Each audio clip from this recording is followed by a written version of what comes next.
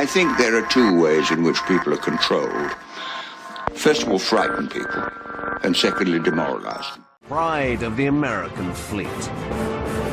The most sophisticated warship ever built.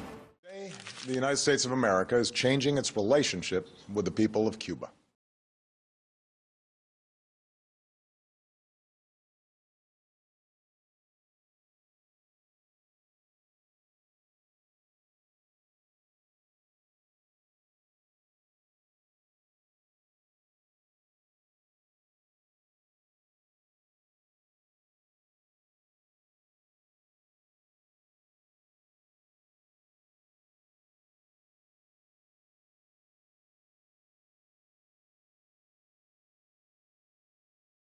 We don't want people to be educated, healthy and confident. The top 1% of the world's population own 80% of the world's wealth. It's incredible that people put up with it, but they're poor, they're demoralized, they're frightened.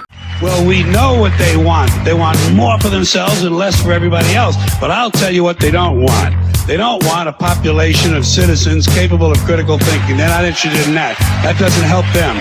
That's against their interest. That's right. You know something? They don't want people who are smart enough to sit around the kitchen table and figure out how badly they're getting fucked. They don't want that. You know what they want? They want obedient workers. Obedient workers. People who are just smart enough to run the machines and do the paperwork and just dumb enough to passively accept all these increasingly shittier jobs with the lower pay, the longer hours, the reduced benefits, the end of overtime, and the vanishing pension that disappears the minute you go to collect it. And now they're coming for your Social Security money.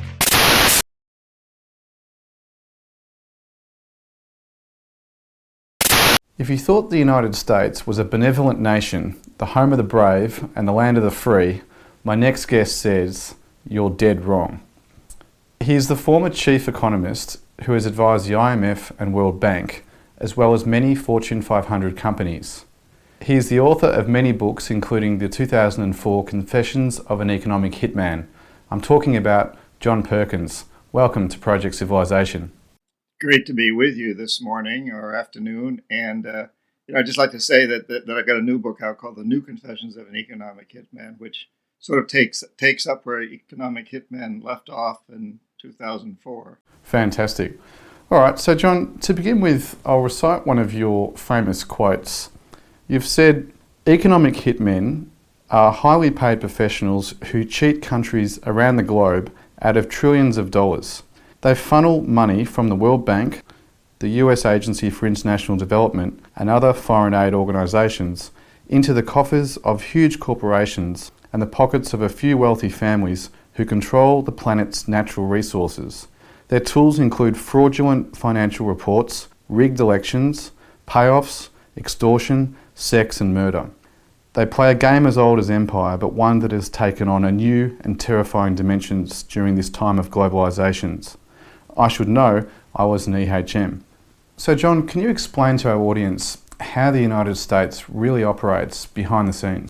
Well, I can certainly talk about how economic hitmen operate behind the scenes. There's a lot of aspects to the way the United States government and our corporations operate, but in my specific case, my job was to identify countries that had resources that our corporations want, like oil, arrange a huge loan to that country from the World Bank or one of its sister organizations, in essence, convince the president or the leaders of that country to accept these huge loans.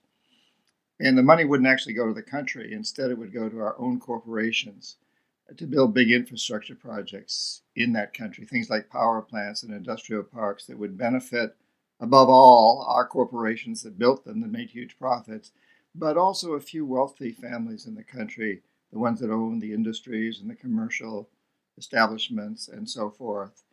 But it would leave the country holding a huge debt. And trying to pay off that debt, it would take money out of schools and healthcare and other social services, so that people would really suffer. And in the end, the country wouldn't be able to pay off its debts. So we'd go back and say, since you can't pay your debts, sell your oil or whatever the resource is real cheap to our corporations without any environmental or social regulations. Privatize Sell off your electric utilities, your water and sewage system, your schools, your jails, so many of your public service, your public sector businesses to our corporations. And that really created a global economy based on debt for the most part.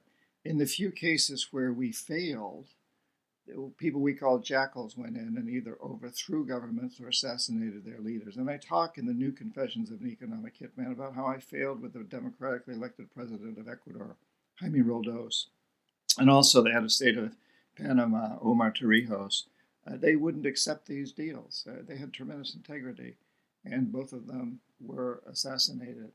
And so, this has really been a way of building a new type of empire, and it's really a corporate empire more than an American empire. Many of these corporations don't even pay taxes in the United States. They don't contribute at all to the United States, but they benefit hugely from people like me, my old job, and the military, the CIA, the Secret Services. And in the final analysis, if the jackals also fail, as they did with Saddam Hussein and Gaddafi, and they did in Syria and Afghanistan, then the military goes in.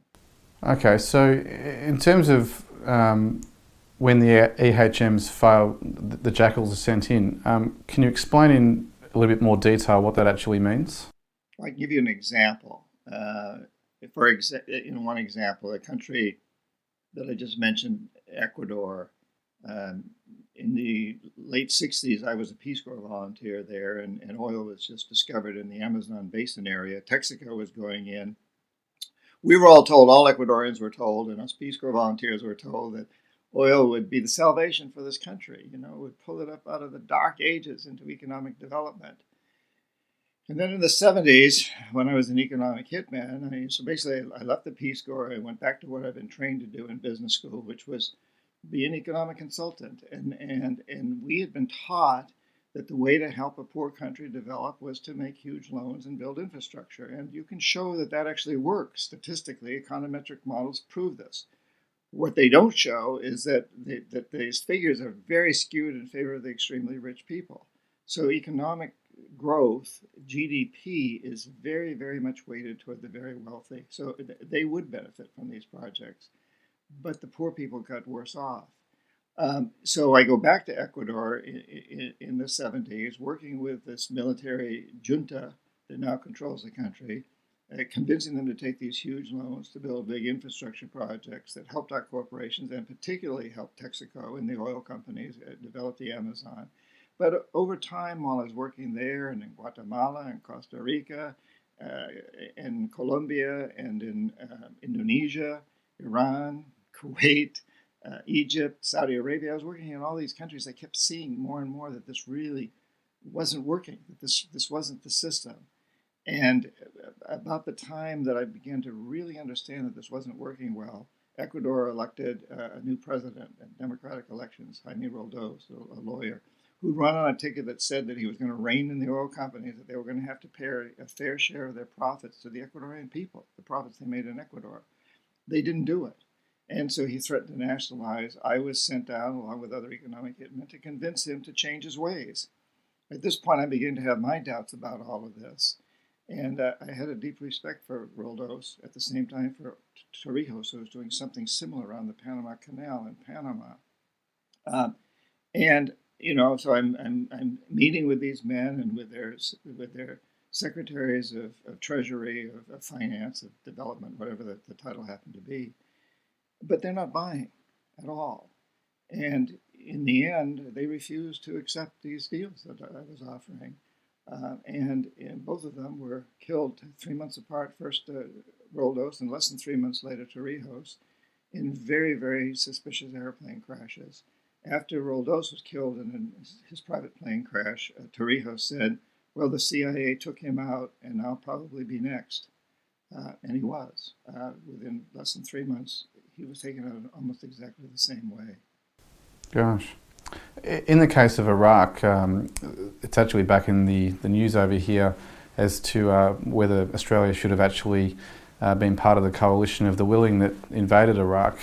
So in the case of Iraq, what did Saddam Hussein do to upset the US agenda? Well, I think there's a long, complicated answer to that, and I'll try to keep it simple. A couple of things. One is that he really pissed off the Bush family by threatening to kill the elder Bush and by standing up to him after Desert Storm, by not giving in, even though his military had been destroyed, by not accepting the deals that economic hitmen were offering.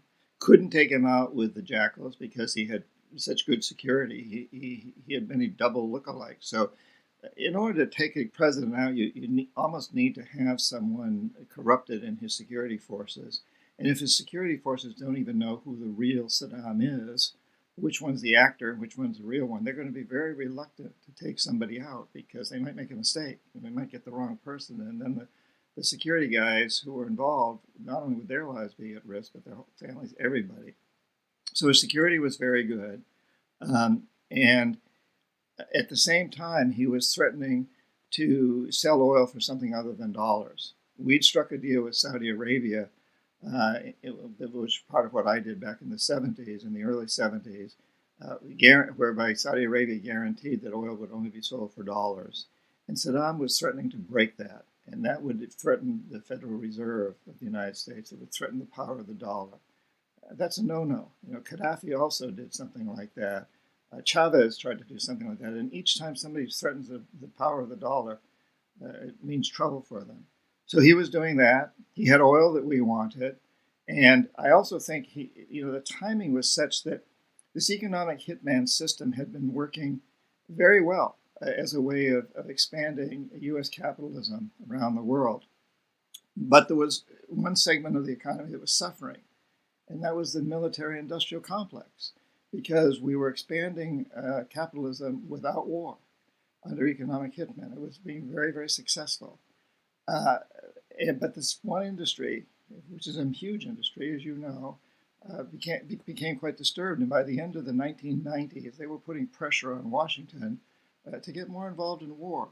So along comes 9/11, and Bush is president, and it was an extremely convenient time now to satisfy the demands of this very, very strong segment of the U.S. economy, the military-industrial complex. So there were a lot of factors that went into the U.S. Invading Iraq, none of which, as we know now, had anything to do with 9/11. Iraq didn't have anything to do with that, nor with weapons of mass destruction. There were many other causes. They were primarily oriented by economics, oil, economics, the dollar, the military-industrial complex, and also this hatred between the Bush family and the powers of Saudi Arabia, Saddam Hussein's family. So, John, if jackals were sent in, would this always be done with the President of the United States being aware? I can't answer that question. Honestly, I don't know, but I suspect not. I think that what I do know is that the CIA is a power unto itself. Let's face it, the director of the CIA appointed by the president comes in for a short term, and he's a political appointee. And the old guard, the CIA, many of whom have been around for many, many years. They've spent a lifetime there. They have a tremendous power. They're not going to share all this information with some civilian guy who's been appointed by a president. So when you think about it, the CIA is really a rogue organization in many respects. Also within the CIA, there are many competing factions that will have different attitudes toward different things. So I certainly think the CIA can take people like this out without presidential approval, although I have no doubt that in certain instances the president does approve of these things. So, John, many people viewing this video will be Australians. So does Australia and the other Five Eyes nations play any role in the US-led game of empire? Well, I think it's fair to say these days that it's not a US empire. It's a corporate empire.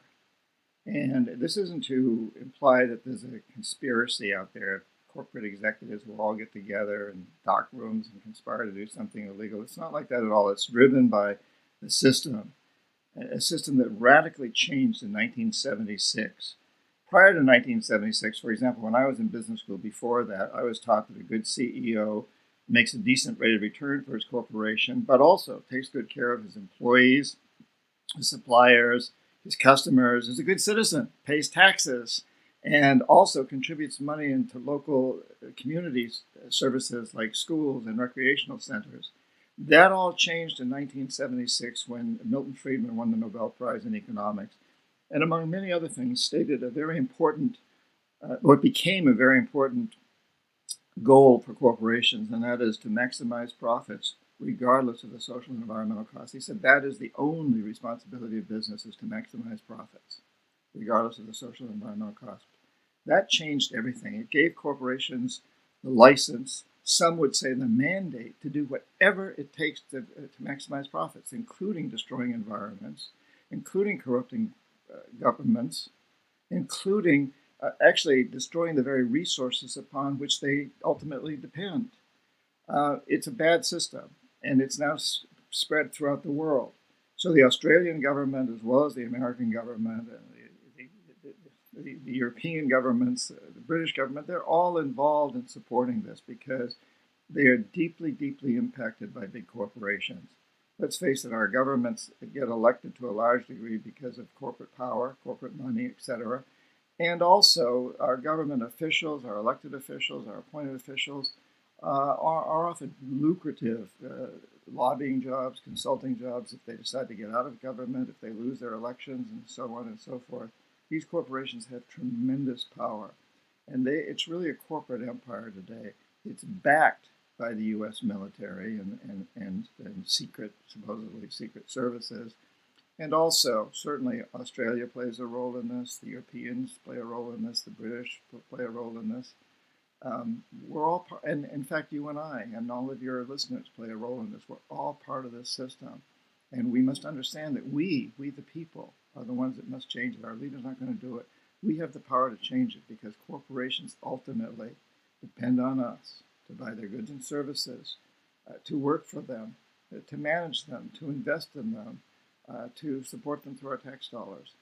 We have the power, and we need to use it.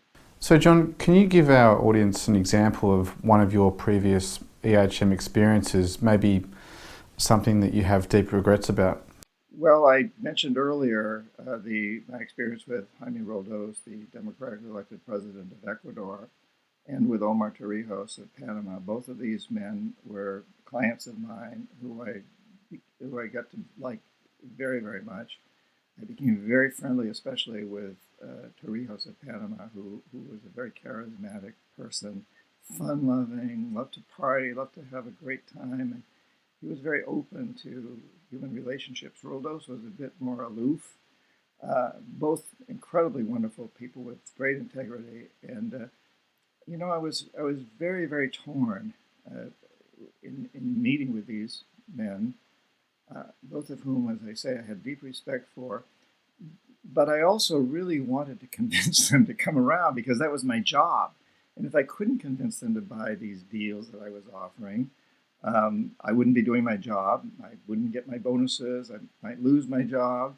And also, I was concerned that if they didn't accept these deals, something dire would happen to them because we'd all seen and they knew what had happened to Allende of Chile and Arbenz of Guatemala, Mossadegh of Iran, Lumumba of the Congo, Diem of Vietnam, and so many others.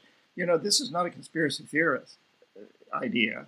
It's a conspiracy factual idea. If you go to the CIA's own website, if you read recently declassified documents like those of Edward Snowden and WikiLeaks and the Panama Papers, we all see that this has happened. The CIA has admitted, if you go to their website, they've admitted to being involved in many of these plots to overthrow or assassinate leaders.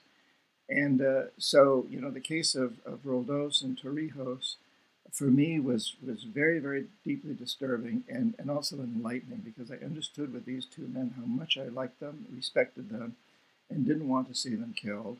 And I was very torn because my respect for them revolved around the fact that they weren't accepting my deal, and yet I needed to get them to accept my deal so I could do my job, and also because I was afraid they would face dire consequences if they didn't accept my deal. And of course, that's exactly what happened. Both of them were assassinated. What made you develop a conscience in the end? Well, I'd been a Peace Corps volunteer before I did this. I'd lived in the Amazon with indigenous people there in the Andes. And then I'd gone back to doing what I'd been trained to do in business school. I became chief economist at this consulting firm, Economic Hitman. But because I had this Peace Corps experience, I think I was in a rather unique position to see that people on the other side, people were not getting any better off. We weren't doing what the World Bank said, which was that its goal was to end poverty. The opposite was what was happening. We were increasing the gap between the rich and the poor. I had a unique perspective. I also spoke Spanish fluently, so when I worked in Latin America, I could talk to the people in the streets. I could talk to the people who were on the downside of the big dams we were building, whose water was being stolen from them, in essence, and people like this. So, I think I've developed this strong understanding that other people in the business didn't. However, I have to say that once I began to understand that the system was not what it was supposed to be, I was caught because I was suddenly living a life I dreamed of living. I'd grown up the son of a pretty poor private school, boarding school teacher, boys' school teacher in New Hampshire. I was surrounded by very, very wealthy kids, and yet my dad made almost no money. We were given a house and food. We had no cash. I always wanted to do what I'd heard these classmates of mine talk about. Go to, many of them were from places like Paris and Buenos Aires and Tehran, and I wanted to do this. I wanted to travel first class. Now I was doing it and making a very good salary. And so it was very hard at some point for me to accept what I began to see as the truth. It was easy to be in denial. And I think there's thousands, hundreds of thousands of people today in a similar position where they understand the system's wrong, but it's very hard to get out. And then I had an enlightening moment one time when I was on vacation sailing a boat in the U.S. Virgin Islands in St. John. I anchored off the island of St. John. I rowed the dinghy ashore, climbed up to this old sugarcane plantation in ruins. It was covered with bougainvillea. I sat there looking out at the sun setting over the Caribbean, very idyllic. And then it suddenly occurred to me that this plantation had been built on the bones of thousands of slaves. And then I thought, well, my gosh, the whole hemisphere is built on the bones of millions of slaves. And then I had to admit that I, too, was a slaver. I was enslaving people not in chains, metal chains, but in chains of debt. And at that point, I made the decision never to do it again. I went back the next week and quit. Gosh. Now, I recently interviewed G. Edward Griffin on the Federal Reserve, and a lot of our discussion points were along the same lines in terms of empires and debt as a weapon. So, John, do you believe we need to abolish fiat currencies and central banks, or do you have other ideas? The central bank system that we have today is a fiasco. The Federal Reserve of the United States, the central banks of Europe, and so forth, that are built on debt. I think there can be a currency that is not dependent on debt, and we need to very, very strongly explore that. But I think what we need to recognize more than anything else is that what we've created is what I call a death economy. And I talk about this in detail in the new Confessions of an Economic Hitman. And also I have a blog that goes out once a month, or a newsletter at johnperkins.org. If people are interested, I go into a lot of detail about this death economy. Death economy. It's an economy that's built on destroying the resources that it depends on. And it's also built on militarization. It's an economy that's really built on killing people and resources. And it's a failure. We know the oceans are rising. We know the glaciers are melting. We know that less than 5% of us who live in the United States consume 30% of the world's resources, while half the world's starving or on the verge of starvation. This is not a success story. It's not a model. This economic system cannot be repeated in China or India or Brazil. They're trying to, but they can't. We need to come to that understanding and know that we must create a life economy. There is an alternative, a very viable alternative, an economy that's built on cleaning up pollution, on regenerating devastated environments, on recycling, creating new technologies that don't destroy the earth, technologies for energy, transportation, communications, all our sectors, banking, as you mentioned. We need to understand that we must create an economic system that is itself a renewable resource. I think we're in the process of doing that. I know we can do it. We just have to have the will to do it, and we have to get down to the brass tacks of making it happen. Yeah, on the subject of oil, obviously the West uses far more per capita than China, India, Africa or Latin America. And I often read about goals for increasing standards of living in these nations, and I just can't understand how that's possible, because obviously energy underpins any advanced civilization, and the world just simply can't double that output of oil daily to cater for new entrants in Western lifestyles. Would you agree? Well, when we talk about oil, or when we talk about Western lifestyles, and when we talk about development, we tend to be talking about an old model, this model that I call a death economy, that really isn't a model at all. It's not working. It did work for a while. It certainly created amazing technologies. It's science, industry, even communications. The fact that we're able to have this conversation on this technology that comes out of that death economy. But its time is up, because it's consuming itself into extinction. And so we need to move beyond that. So, yeah, I mean, the answer to any of these other countries, what we call the developing countries, the answer is not to try to build themselves on a model that's defunct, that's proven itself to be a failure. We need to create new models. And I think a lot of countries are in the process of doing this now. We see in places like Aruba, where they're building a whole economy around desalination and using wind and solar, and they've got a huge new technology for batteries for storing electricity. We see it in countries like Ecuador, that has a new constitution that includes inalienable rights for nature. We see it in countries like Iceland, that really stood up to the banking system during the last depression. We're seeing countries around the world taking a stand, usually the smaller countries, the more innovative countries. But I think we can say that people are really waking up to the fact that the system is not working.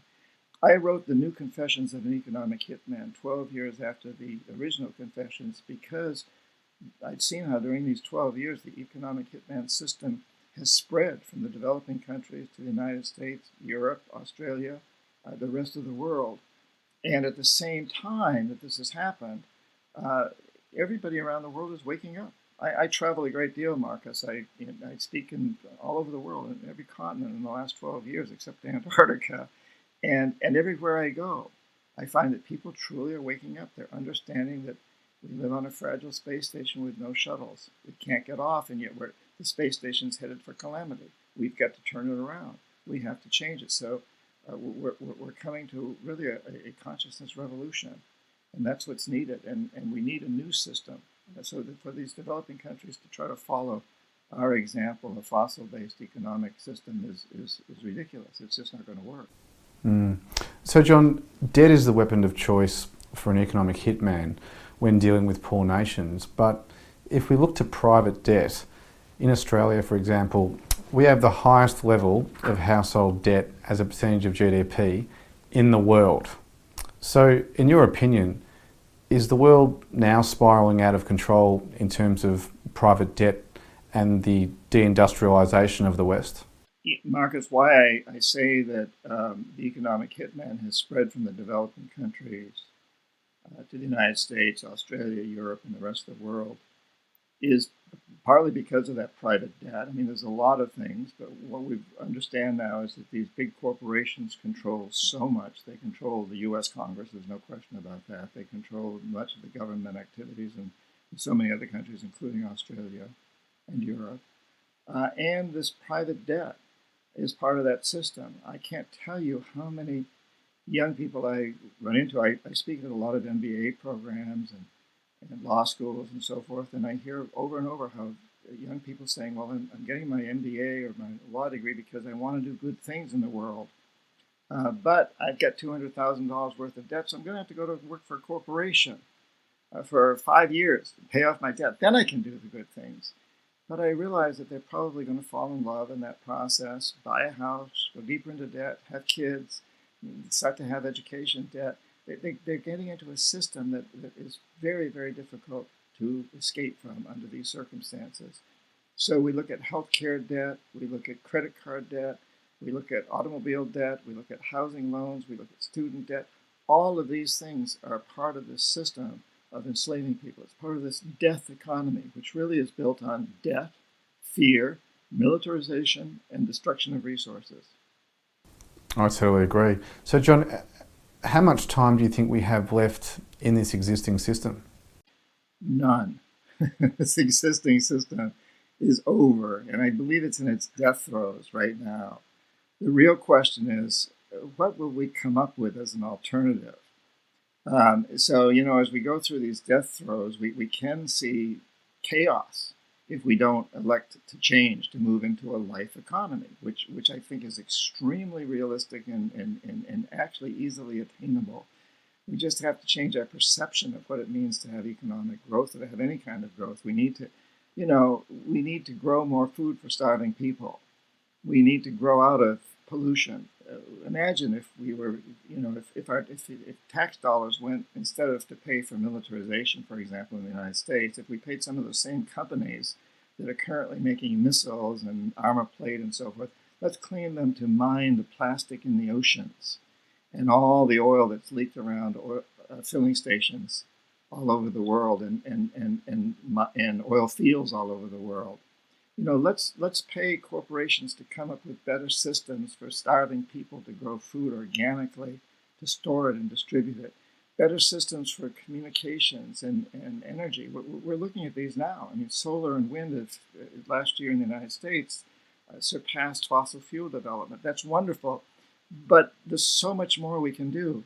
These systems that we have, these current solar and wind systems, are really, they're going to be looked at as dinosaurs within a few years. We need to move forward and develop this life economy much, much faster, or we will have chaos. But I'm very hopeful, or I wouldn't be bothering to be on the show. I wouldn't be writing books. My book, The New Confessions of an Economic Hitman, goes into a huge section on strategy, how we change, what each person can do. There's lists of what you can do. There's lists of what students can do, what retired people can do, what everybody in between can do, what entrepreneurs can do, what corporate employees can do. There's lists of things we all can do to turn this around. And you know what, Marcus, we have to have fun doing it. And I think we can have fun because of the internet, social networking today. It's easier than ever to have a revolution without guns. That's very true. You've said before, John, that corporate executives are like us. They are looking to do the right thing, but I just think it's very difficult within the system itself because in my experience, I don't think corporations can easily become good citizens until you change the way that banking works as well as GAAP accounting. My experience running multi-million dollar companies in the past tells me that you just couldn't afford to be a good citizen if you wanted to remain solvent. And the other thing too is that so many people now are obtaining MBA degrees. I think in America it's around 200,000 graduates per year. And I have a similar degree which is called an MEI. And we were taught not to leave money on the table, so to speak. So if you're an electricity retailer now, you charge what you can get away with. And if you're a supermarket, prices are always high because you charge what you can get away with. And in the case of Australia and probably America, that's what's happening. Price gouging is at an all-time high as a result of all these degrees, these MBAs. And as a result, Australia's private wealth is going backwards. And on top of that, the baby boomers have just taken so much prosperity. They've basically eaten all the seed crop, which should have been reserved for the younger generations, to the point where just raising a family now with affordable housing and general living costs is no longer a realistic option. What's your thoughts there? Well, Marcus, you've just covered a lot there, but getting back to the corporate executives, I speak at a lot of corporate conferences. I know a lot of CEOs and other high-up executives. Most of the ones I know would like to change things. But as you said, they're afraid that if they become greener, they'll lose 0.5% of market share, and their main stockholders will fire them and replace them with someone who only cares about market share. And so that's why, as I said before, it's really important that we, the people, take action. Consumer movements are extremely effective and important. I would encourage every one of your listeners to pick a corporation, any corporation, Nike, Chevron, Walmart, whatever. and write an email. Say, hey, I love your product. Don't make them the bad guy. I love your products, but I'm not going to buy them anymore until you pay your workers a fair salary and give them health care and retirement benefits. Or you clean up the environment, or stop polluting the environment, or whatever it is. Send that to the corporation, but also send it to all your social networking circles and ask them to send it to all their social networking circles and ask everybody to send that same email. This is what a lot of these executives want to see. Then they can take this to their main stockholders. A lot of these corporations, the main stockholders are just a couple of people. I take Nike, for example. Phil Knight controls the place. And that's the case with many corporations. These CEOs can take these emails or a list of them and say, hey, these are our customers. We've got to listen. We may lose a little market share in the short run, but in the long run, we'll benefit. This is why it's really important for us, the people, to realize we must do this. And even in the case of corporate executives that are sociopaths, and certainly there's some out there that are, they're not driven by profit. They're driven by success. And right now, success is defined as profit. So they are driven by profit, but they're really driven by success. If we define success as being creating a new model, being getting us all into the new life economy, if that's what gets you on the cover of Forbes and Time and Business Week and all these other magazines, if that's what makes people famous, the sociopaths will buy into that model also. But it's up to us, the people, to make this happen. Vote with your wallet. Just moving on to the so-called Free Trade Agreement, or TPP. Earlier this year, Australia became a signatory to the Trans-Pacific Partnership Agreement, which was the biggest multilateral deal of its kind in 20 years. We've been told that the benefits to Australian companies and citizens will be immense. In your opinion, is that a fair assessment of what's actually happening? The final word isn't in on what these trade agreements will look like, but our experience in the past has been that they've been totally favorable to corporations at the expense of everybody else. So, if we can talk about past deals, and I think that's fair to talk about past deals as being harbingers for these new trade agreements that are being proposed.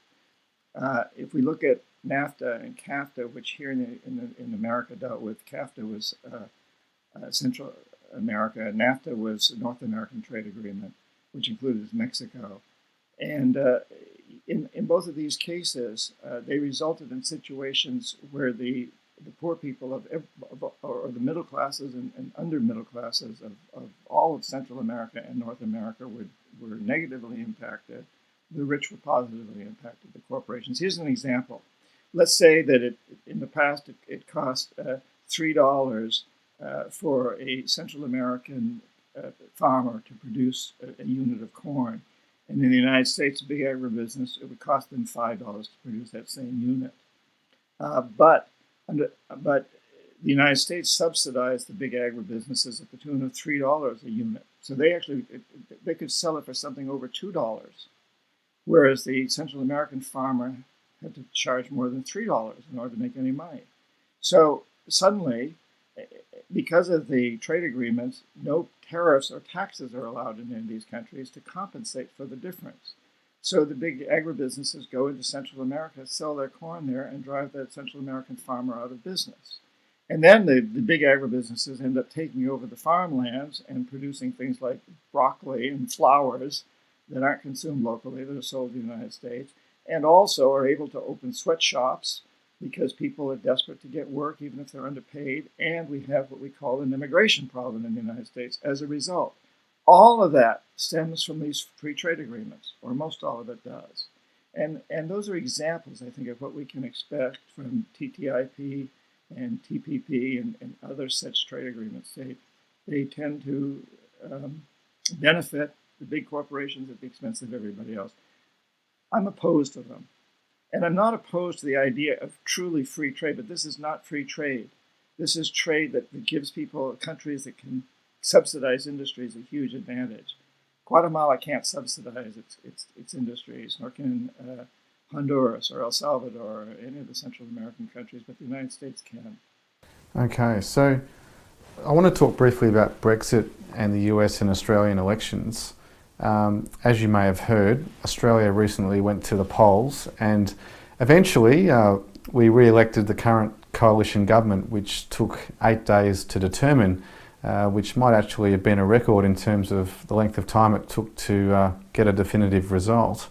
But looking over the outcome of the votes, we now have an explosion in minor parties emerging in the lower and upper house, as well as a severe loss of seats for the coalition, which went to the election with 90 seats and came out with only 76 seats, which is the minimum required to form government. So if we compare Australia to the United States, we can see the same new trend emerging with the likes of, say, Bernie Sanders and Donald Trump, who are alternatives to the traditional political candidates.